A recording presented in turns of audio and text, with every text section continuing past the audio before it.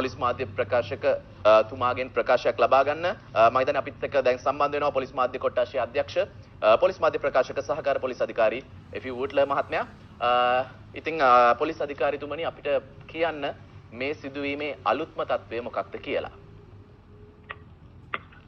චන්දුක සුබෝදෑසනක් ඊයේ රාත්‍රී 9ට පමණ ඇල්ල සිට වැල්ලවාය දෙසට ගමන් කළ පුද්ගලික බස් රථයක් 23-24 කිලෝමීටර් කණුව අපි ඒකට කියනවා මහවංගුව කියලා.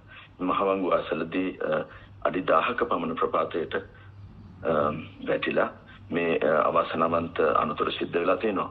මේ මහවංගුව අසල තියෙනවා මවුන්ට් හෙවන් කියලා මේ හෝටලය අසල තමයි මේ සිද්ධ වුණේ.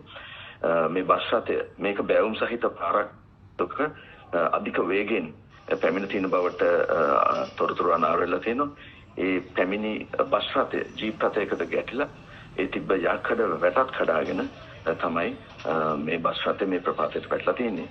බදුල්ල මහරෝහලේ 18 දෙනෙක් මේ වන විට තුවාල ලබනවා. ඉන් පිරිමි පුද්ගලයන් 8 දෙනෙක්, ගැහැණු පුද්ගලයන් 5 දෙනෙක් සහ ඒ අතර ළමුන් 5 දෙනෙක්ද ඉන්නවා. ඔවුන් මේ වන විට බදුල්ල මහරෝහලේ ප්‍රතිකාර ගන්නවා. අවාසනාවන්ත ලෙස 15 දෙනෙකු මිය ගිය බවට වාර්තා වෙලා තියෙනවා. මින් ගැහැණු අය 9 දෙනෙක් සහ පිරිමි 6 දෙනෙක් මිය ගිහිලා තියෙනවා. ඔවුන් මේ වන විට ඔවුන්ගේ මృత ශරීර දියතලාව බණ්ඩාරවෙල ඒ වගේම බදුල්ල ශික්ෂණ රෝහල වලට ඇතුළත් කරලා තියෙනවා. මේ බස් රථයේ රියදුරුද මිය ගොස් සිටිනවා. මේ ප්‍රපාතයට වැටෙන්නට ඉස්සෙල්ලා ජීප් රථයක හැප්පුණා. ඒ ජීප් රථයේ රියදුරුත් මේ වන විට අපි අත්අඩංගුවට තියෙනවා. ඒ අවස්ථාවේදී අවට ප්‍රදේශවාසීන් කීප දෙනෙක් උත්සාහ කළා තියෙනවා මේ බෑවුමට එහෙම නැත්නම් මේ බෑවුම දෙසට යන්නට. නමුත් ඒ අවස්ථාවේදීත් එම දෙදෙනෙකුත් තුවාල වෙලා තියෙනවා.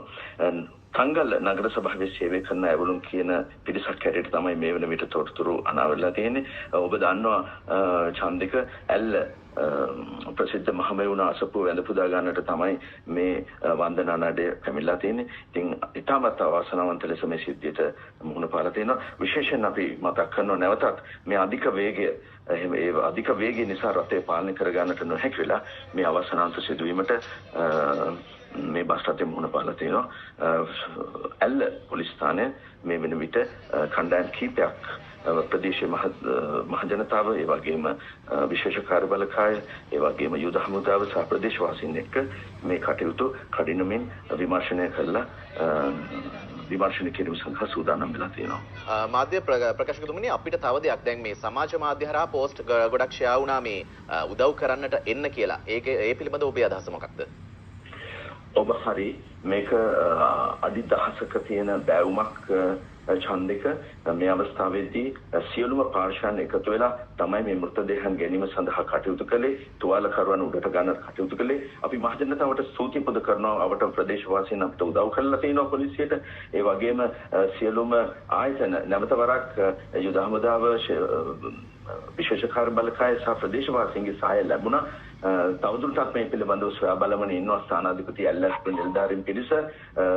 මේ දුක්බර අවස්ථාවේදී උදව් කළපු ඒ සියලුම පාර්ශ්වයන්ටත් අපි මේ අවස්ථාවේදී ස්තුතිය පුද කරනවා.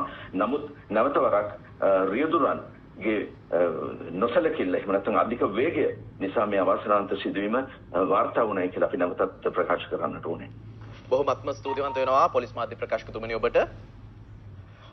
ඉතින් ඒ අපිත් එක්ක සම්බන්ධුනේ පොලිස් මාධ්‍ය කොට්ටාශයේ අධ්‍යක්ෂ පොලිස් මාධ්‍ය ප්‍රකාශක සහකාර පොලිස් අධිකාරී එෆ්.යූ. වූට්ලර් මහත්මයා.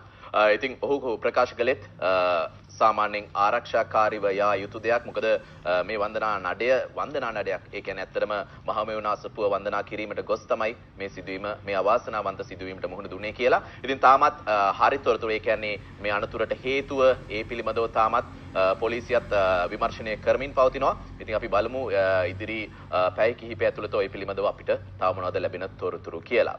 ඉතින් මේ පුවත පිළිබඳව අරුණ පුවත්පතෙත් සඳහන්